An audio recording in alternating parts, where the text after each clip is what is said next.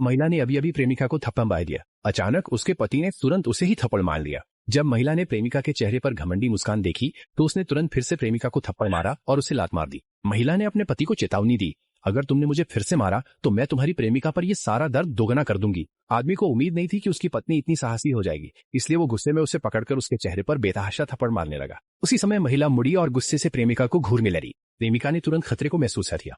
जैसा कि उम्मीद थी, अगले ही पल महिला ने सारे थप्पड़ों को दोगुना कर प्रेमिका को लौटा दिया और उसे जमीन पर गिरा दिया। आदमी हैरान रह गया और तुरंत प्रेमिका की चोटें देखने के लिए दौड़ा। डरी हुई प्रेमिका ने तुरंत महिला से रहम की भीख मांगी, झूठ बोलते हुए कि उसने उसका परिवार नहीं तोड़ा। लेकिन अगले ही पल महिला ने सोफे के नीचे छुपा हुआ शादी का प्रमाण पत्र निकाल लिया। ये उसके पति और प्रेमिका का था। महिला ने ऐलान किया कि वो अब उस आदमी के साथ नहीं रहेगी और वहां से चली गई। तेज बारिश होने लगी, मानो उसकी पिछली सच्चाई का मजाक उड़ा रही हो। टूटी हुई दिल वाली महिला सड़क किनारे बेहोश हो गई। शुक्र है उसी समय उसके माता पिता ने उसे दूंग दिया। असल में महिला अपने पति को खुश करने के लिए शायद ही कभी अपने माता पिता के घर जाती थी।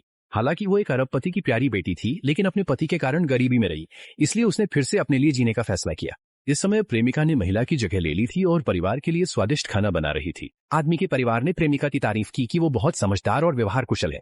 यहाँ तक कि आदमी के बच्चे भी प्रेमिका को ज्यादा पसंद करते थे। सिर्फ आदमी की माँ, जो 2 साल से घर नहीं आई थी, कोई इस बात की परवाह थी कि उसकी पत्नी कहाँ गई है। लेकिन आदमी ने कहा कि उसकी पत्नी गुस्से में चली गई है और कुछ दिनों में वापस आ जाएगी। जब बूढ़ी औरत बच्चों के पीछे पीछे अपनी बहू के कमरे में गई तो वो ये देखकर हैरान रह गई कि उसकी बहू एक छोटी सी स्टोरेज जगह में सो रही थी और बच्चे अपनी माँ का अपमान करते थे क्योंकि उन्हें लगता था कि वो हर दिन फीकी और आया जैसी दिखती है। बूढ़ी औरत का दिल अपनी बहू के साथ हुए व्यवहार को देखकर दुख से भर गया। बच्चों को बाहर खेलने भेजने के बाद बूढ़ी औरत को तकिए के नीचे वो चॉकलेट मिली जो उसने 2 साल पहले अपनी बहू को दी थी। उसकी बहू ने उस तोहफे को बहुत संभाल कर रखा था। इतने समय तक उसे खाए बिना अपने तकिए के पास रखा था। बहुत भावुक होकर बूढ़ी औरत ने तय किया कि वो अपनी बहू से मिलेगी और असल में क्या हुआ था ये पूछेगी।